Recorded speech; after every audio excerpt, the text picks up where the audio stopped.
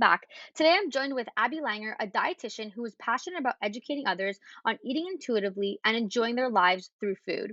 Abby goes beyond just working directly with clients in her own practice. She has also written a book and to reach as many people as she can and teach them about nutrition.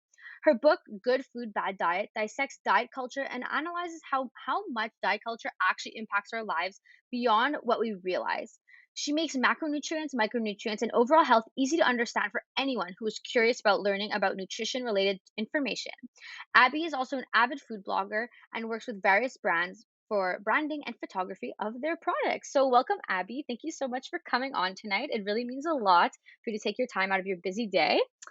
So, can you talk to me a bit more about your background, your schooling, how did you get to where you are now, even building your practice? So if you could tell me a bit more about that, that'd be awesome.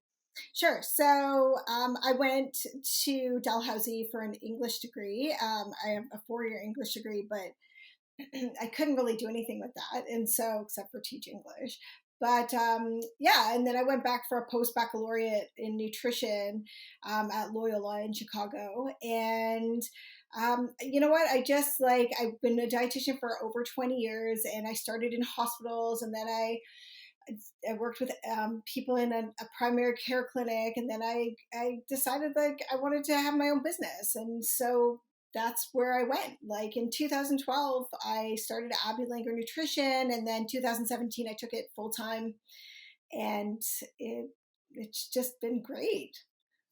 Amazing. Perfect. That sounds amazing. So actually I have a question about that. So you started, you said in English. So how were you able to make the transition then into dietetics? Because obviously, that's a very scientific field and Yeah, English, I'm guessing you didn't necessarily need yeah. scientists for. So how did And that go?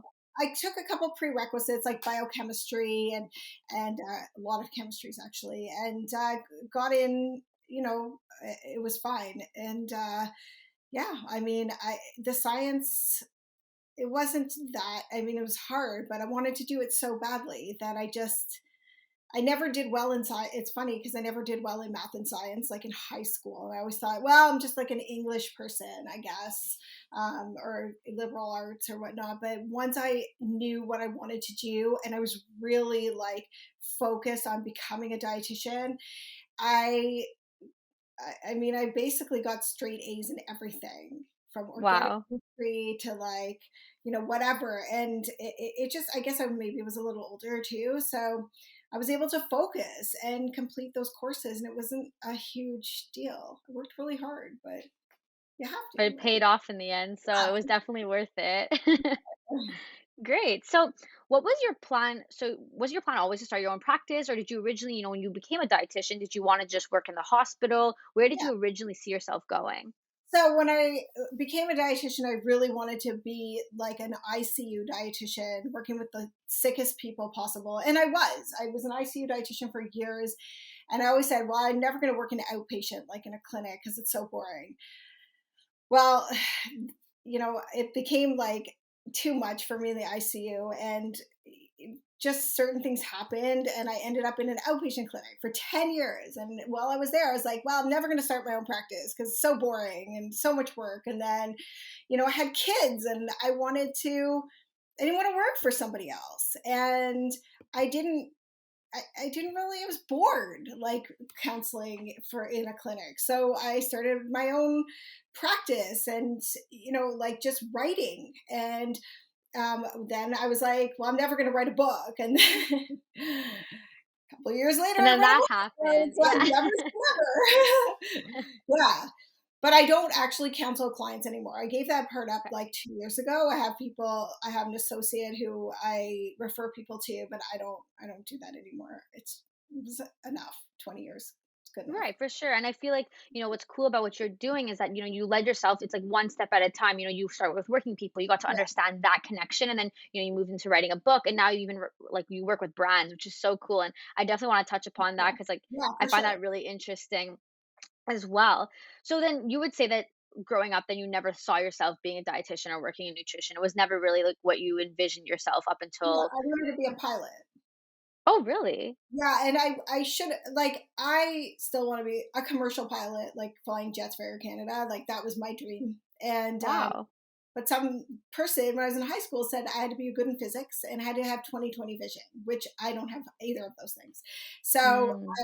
I was completely like discouraged and never went for it. I could have done it, but I think I took the right path. But yeah, what I really wanted to do was be a pilot. Oh, very interesting. It's funny how in life, like one thing leads to the next, and Yeah, you have a vision, and then next thing you know, it's like you're not doing that, but you end up finding something else you like completely fall in love with as well. So, everything exactly. kind of just falls into place for the right reasons at the right time, and I think that's the best mentality to have. Yeah, So, to like talk a bit more about the business in general, you obviously wrote a book, which is obviously a yeah, huge accomplishment. What made you decide to write this book? Why, because obviously it takes a lot of effort, a lot of time and yeah. dedication. Why did you decide to do this? You know, uh, I don't know. It's just I had so much to say, and I knew that I could say it only I could say it the way I wanted to. And Right. my husband was telling me to write a book for like 5 years, and I'm like, you don't just write a book. You actually have to have a hook, and you have to pitch the manuscript to an. You have to have an agent, and then the agent pitches it to. It's just like a lot of steps and a lot of. If you don't have a good idea, and apparently if you don't have a good idea you'll never get an agent, but even if you went straight to a publisher and you pitched them once, if they reject it, apparently like you're dead to them. So I'm Oh, like, I'm not okay. just gonna like invent something, like it has to come to me. Right. And it took so long, but it came to me, and I got an agent.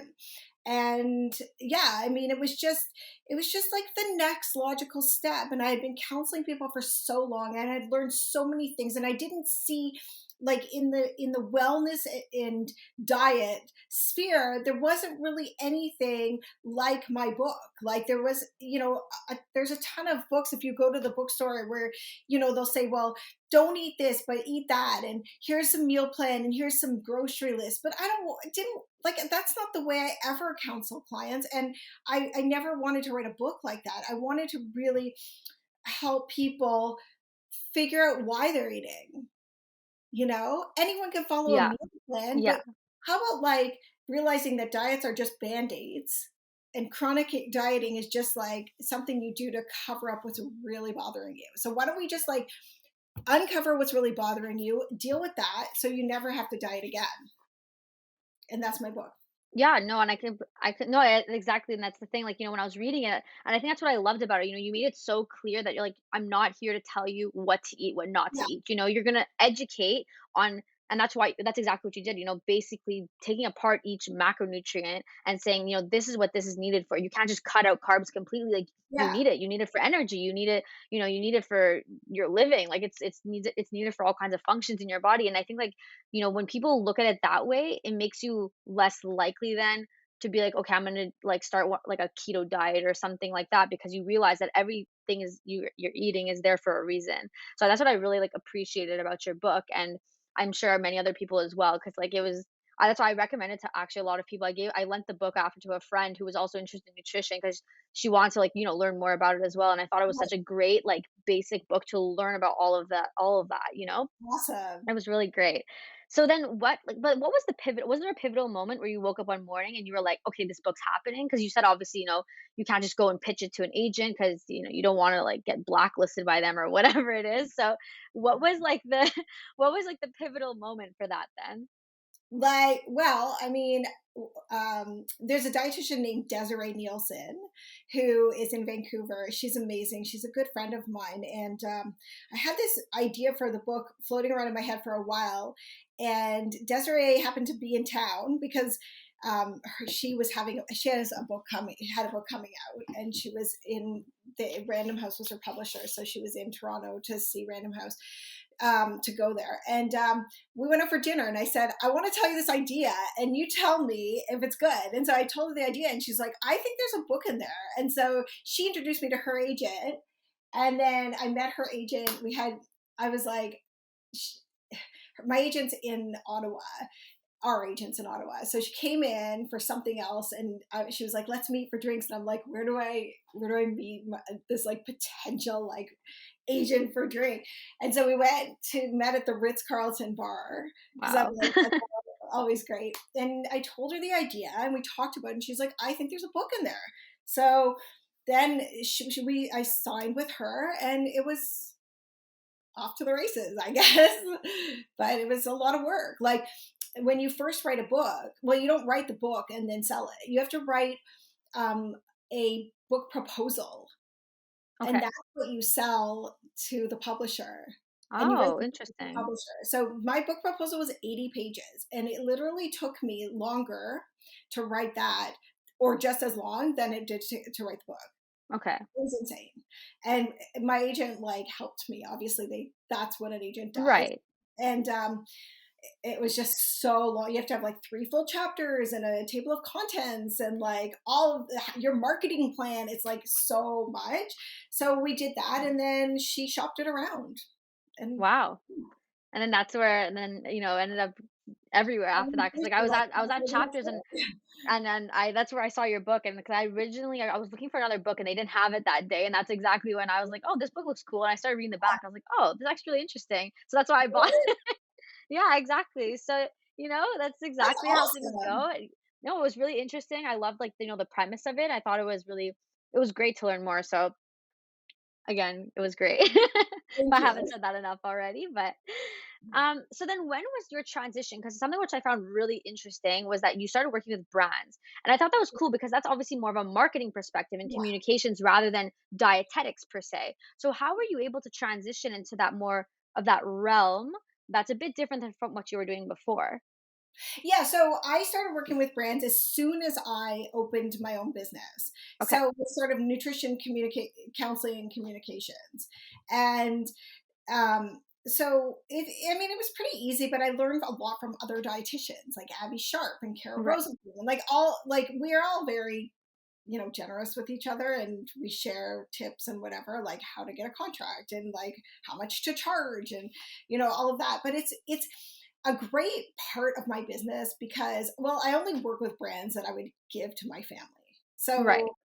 So, um, or use. Like I just did a thing with Reactin, and like, it's fun. Like you put out original content for products that you feel that are, reputable and good for people or can benefit them, and it allows me to be creative. Like for example, I did a big contract with Quaker, so I had to like do 5, or I think it was 6 recipes with their oats, and we released them every couple of months. But it's really cool because I thought my creative, I don't know, I thought that I had lost my creativity when I was young, but this allows It me to allows be you, yeah. creative. And then I take all my own photographs, and it's just so, I do everything myself, my social media, like everything.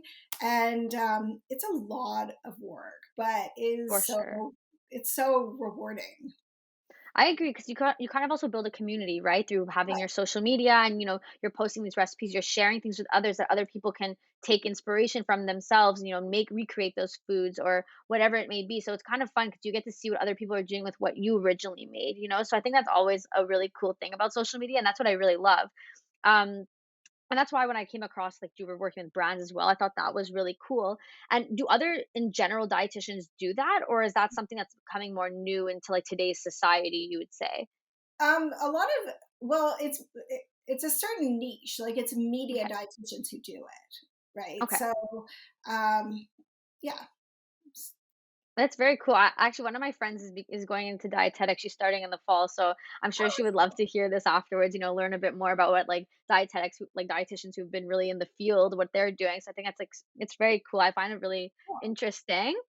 But so, what does your day to day look like now? I'm curious to know. Now that you've written the book and you're not necessarily working with clients, what are you doing like day to day? Oh my Do you God. have You other really want to hear projects on what the way? God. It's like so it's awesome compared to like what I was doing. I used to have to commute like 40 minutes each way, sit in an office from 9 to 5, and like counsel people I didn't necessarily want to talk to and work for somebody else. Now I get up, I get my kid. I have 2 daughters. One is 11 and one's 13, and I just like make sure they're ready for school, and then um, I go to Starbucks with my husband and the dog, and then I come home and I like, you know, write a It's a little good bit, time. and I Yeah. go on the Peloton, which is why my hair is wet still. And but I get everything done. It's just like the work life balance is so much better. And yeah, like I'll develop recipes or whatever if I have something to do that day in terms of like develop recipe development. It all just depends, but it's very chilled. But when you own your own business, it you get to choose your own hours, which is amazing. However, I never get a day off, like Yeah. ever. Like I work from when we go to visit my father-in-law in Montana, like in the middle of the woods. I'm Yeah. working. When I go take the kids to Florida, I'm working. When I went to Turks and Caicos, I was like writing my book and I would still be working. Even Yeah. social media, like all day. So you don't get a day off. I don't get paid when I have a day off. And I can't take a day off.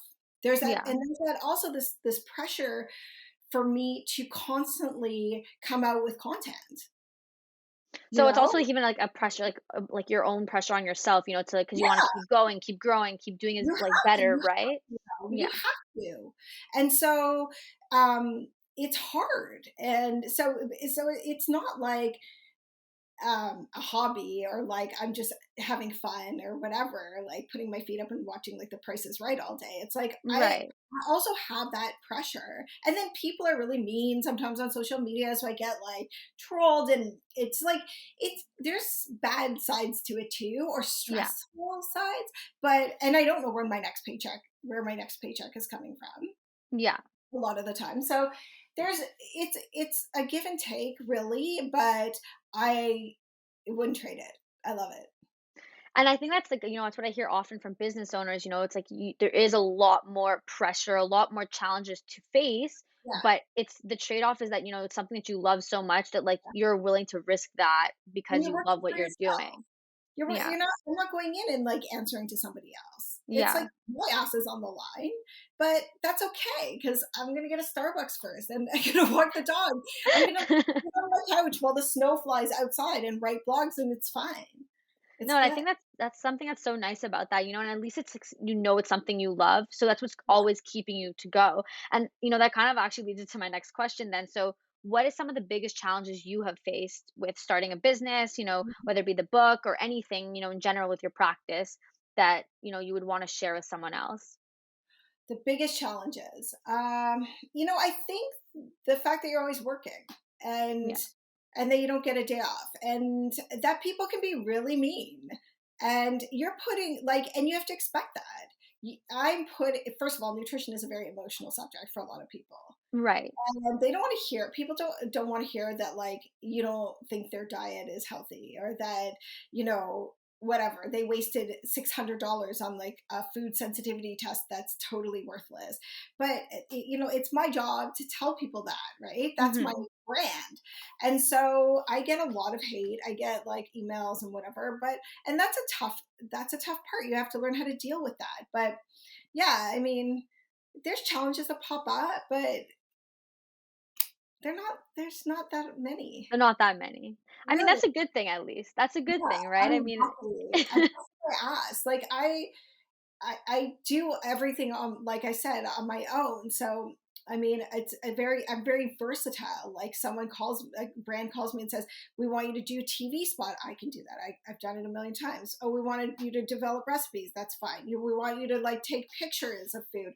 I can do that too. So it's I'm trying to like get myself so I'm not shaded. Okay. no worries. Um, yeah, so you have to be multi-pronged.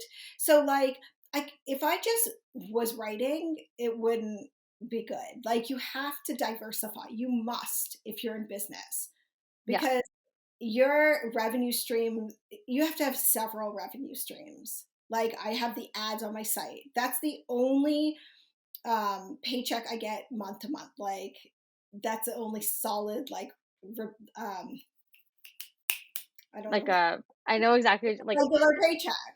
Yeah. But, like, and I work with brands, and, like, and I have my book, and I write for Men's Health Magazine, or, like, other things. So it's like I have several different revenue streams. So that's something that everyone needs to know. Like, you can't just do one thing. You have to be Yeah.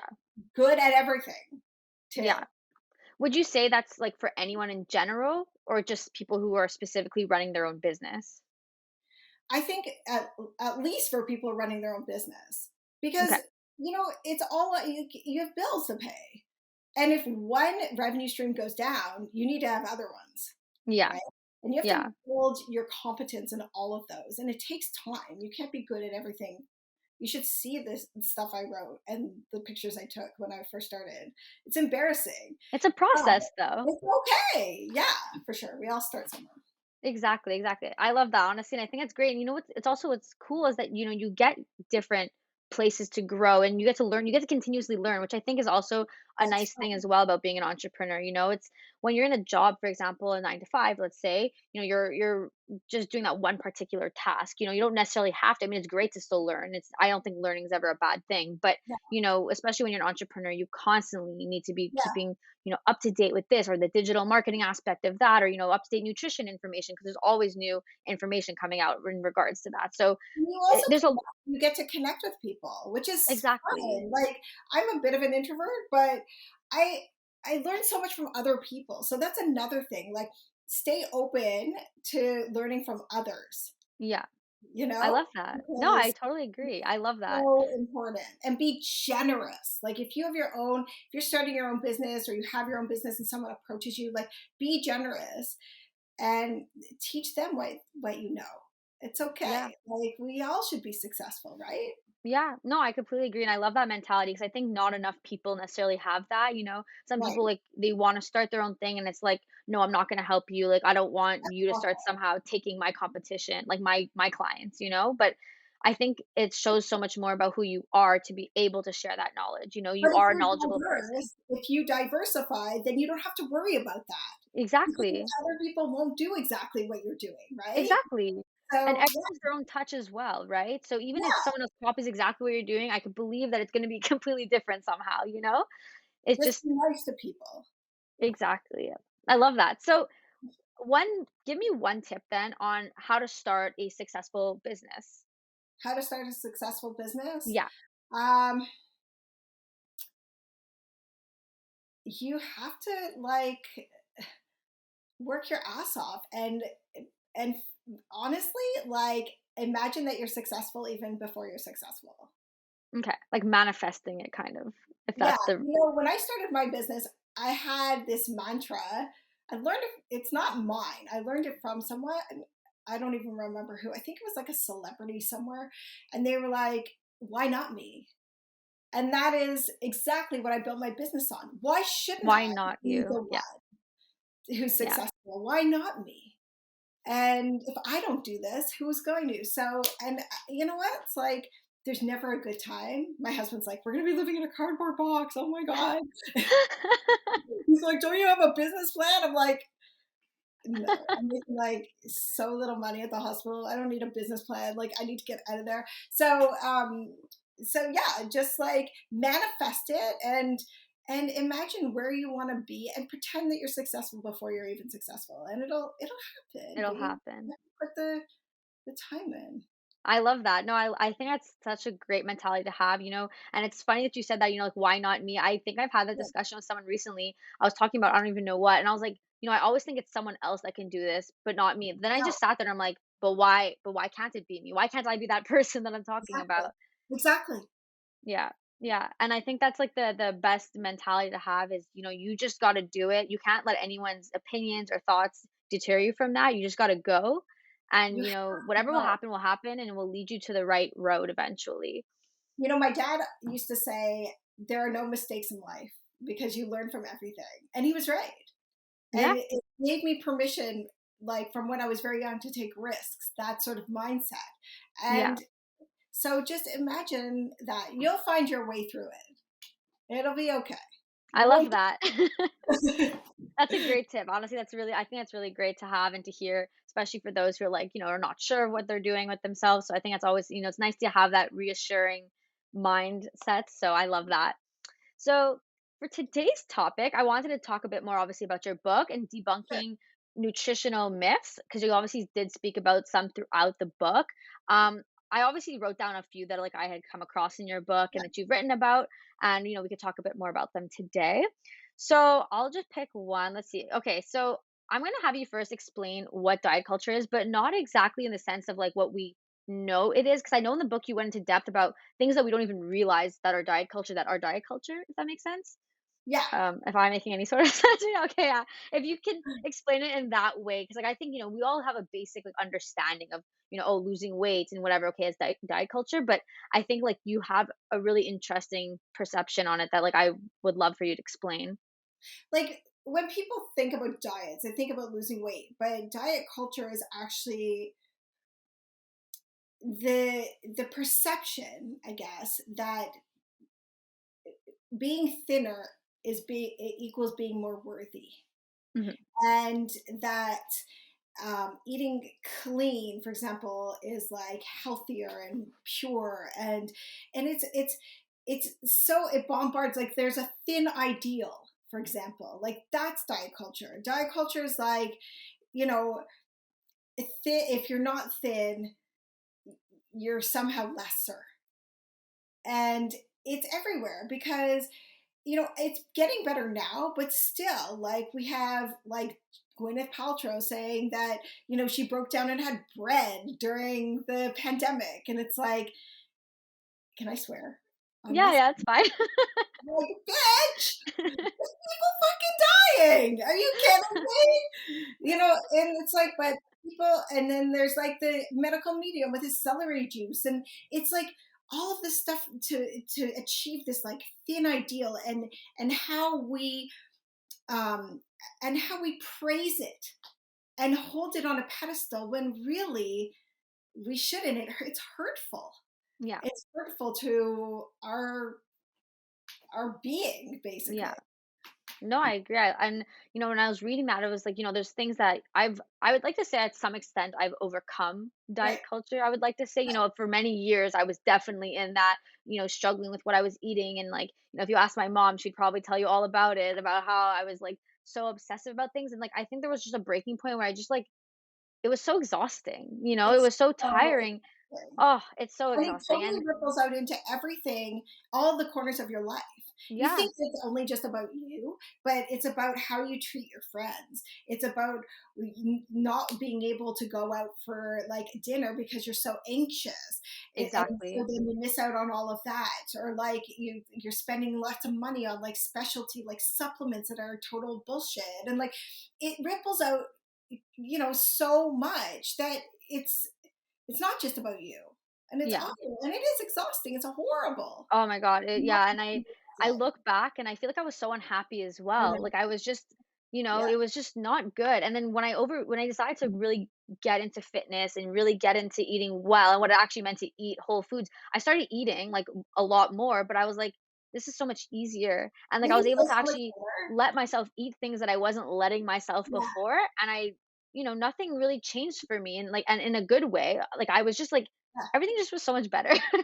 I always So tell people like nothing bad's gonna happen to you yeah, if you eat X food. Like it's not the world is not gonna spin right off its axis. Like it's okay. yeah. And in fact, you'll probably like eat a lot less of it than you think you will. That's If exactly you it. just tell yourself you can have it, you know? And that's something, when I was reading your book too, I noticed, when you give yourself permission for these things, you don't really care for it anymore, you know? Yeah. And I literally there's sometimes now I'm like, okay, like if I don't have a dessert or this or that for a week, I'm like, whatever. But if I want it, I can have it. And it's just like it's funny because in the past I've been like, I'm not allowed to have this unless someone's birthday. And I'm like, why? Why did I care so much, you Yeah, know?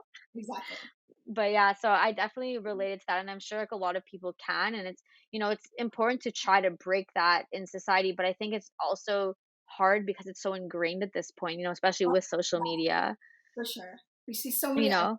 images on social media. It's really sad, and people Yeah. say all sorts of things. It's awful. Yeah. No, I agree. I agree.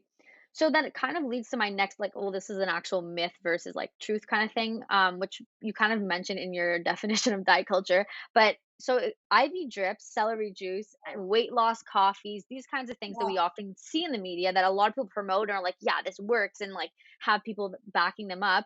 Would you say these things are actually, well, they're obviously not necessary, but do these work?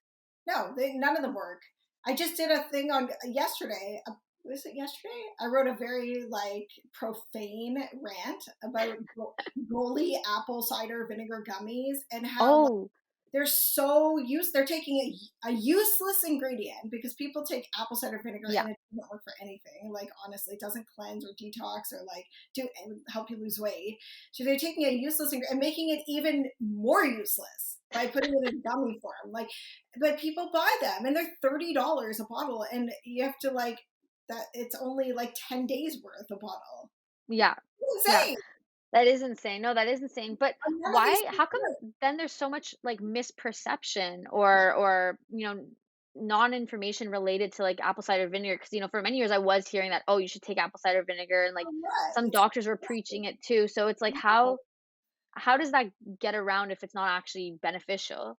because people want a quick fix, and there's still people who believe in that. There's still people who believe that what you eat can alkalize your body, and it's a complete mockery of basic physiology. Like you can't alkalize your body by eating tons of greens and acidify it by eating dairy like that. Your kidneys will like it doesn't even make sense, but it persists. Food combining, it's been around since like the 60s. It's like a fallacy, but people still believe it because they want to believe so badly. Like the medical media, like the celery juice, he invented an organ. He's like, it's good for your stomach gland. Like that doesn't even exist, dude. And like cluster salts, he invented that too. Oh, there's cluster salts in the celery juice. I'm like, that's not a thing. Like cluster salts don't exist. We have this guy like he gets his stuff from Spirit. Like, but people, Robert De Niro even like follows him. Like, it's crazy. It's like a Yeah, era. Just remember that if it really worked, the diet industry would cease to exist. We'd yeah. all be at our ideal weight. None of us That's would, very true. you know, That's actually such a good point. Like that's the almost like a FDA news would flash. regulate Yeah. it. Like it wouldn't be sold like via multi-level marketing or from some dinky company. It would be like regulated by the FDA and first line for like health Yeah. and obesity. But none of these things are. They don't work. They taste like Yeah. shit. Uh, but it's really funny though, because like it's so true. If you think about it, if all these things that are claimed to be healthy that are actually not really necessarily doing anything for you, if they actually were, no one would be like unhappy with themselves, Yeah, but you that's know? the way the diet industry works, is because it makes big claims and big promises, and then when those claims and promises don't come true, the diet industry blames you. Yeah. You are the problem. You didn't follow the diet properly, and that's how they keep you coming back, right? And Yeah. because they make you feel guilty, so it's your fault, but really it's their fault, of course. That Like is true. yeah, So, okay, so the next one then, smoothies and smoothie bowls are good for breakfast or snacks or whatever. Would you say that's true or not? I personally don't consume those. I guess it's like a texture thing, but I also like to chew my food, and I recommend people do that. A lot of smoothies and smoothie bowls, in particular the ones that are made like in stores or like you buy them at the grocery store, they have a lot of sugar in them. And while fruit sugar is something that we don't necessarily have to worry about, I still wouldn't recommend you eating 4 servings of fruit at one sitting. Yeah. And they're a lot of the time they're low in protein. Like it's not a good idea. And besides, when you blend something, it pulverizes the fiber, making it easier for the body to metabolize or like to digest. So you'll Okay. likely be hungry like an hour later. Chew your food, eat a salad. Chew your food. That's the key here. So, but is there a way then to make a healthier version of a smoothie that, like, you could eat and kind of be more satiated from, or you would say Yeah, that's not possible? I would put like protein in it for sure. So I would use like ricotta cheese or cottage cheese or even silken tofu or protein powder and like and then limit it to like 2 servings of fruit, which is like one big handful Yeah, maybe, and then put some greens in it, and there you go. Or then you use got like a nice Greek smoothie. yogurt. Yeah, but you know, I mean, if you're At that hungry, point, just eat you know food. what? Yeah. So the next one, which I know you spoke a bit about on your platforms, I was looking at your blog and I saw you had a post about this. So chlorophyll water. That no, that's so gross. Why? It's been around forever. It used to be wheatgrass juice. That's the same Mm, thing. It's like okay. makes you feel sick. You know what? There's no reason where you like. First of all, get off of TikTok and do not take your nutrition advice from TikTokers. Like that's like a cesspool of disgusting trash, garbage, nutrition crap. It's the worst place to get your nutrition advice. And of course, chlorophyll water originated on TikTok. So Right. yeah, don't do it. Yeah, no, exactly, and it's funny because on TikTok, You're there's a welcome. lot of dietitians that are like, "Don't," like, I don't know why people are thinking chlorophyll water is so good, and they're, like, trying to promote, they're like, "Please listen to the dietitians," or like, Yeah, you know, honestly, "There's no need." you'll buy like a thing of chlorophyll drops. You'll use it like 3 times. You'll be like, "This tastes like shit," and you'll never use it again. Yeah. So don't even. Exactly, and I was hearing that, like, essentially, if you eat, like, a cup of greens or something, it's almost equivalent anyways to that, so it's like, may as well have, like, a Yeah, salad or something, salad. where you could get something more beneficial from it. The salad, you get fiber, right? Yeah, It's. exactly. You get a lot more stuff, and it's probably tastier too, I so, mean, the chlorophyll drops are high in antioxidants, but you're not having that many of them, and it just doesn't balance out. It's Yeah. not worth it. No, it's fair. So next one, organic or non-organic, do you think it's necessarily sorry, I can't speak. Do you think it's necessary that it has to be organic for it to be good for you? No, I just posted that like something about that today. Yeah, like a lot of people think organic is healthier, and it's actually not. There's no research that proves that organic food is significantly higher in anything like antioxidants or any health promoting, nutrients than Right. conventionally grown, and it's also really expensive. Like, Yeah. yes, it is higher in antioxidants, but that's not going to like lengthen your life. It's just going to drain your wallet. Most Yeah. people most people don't eat enough fruits and vegetables to begin with.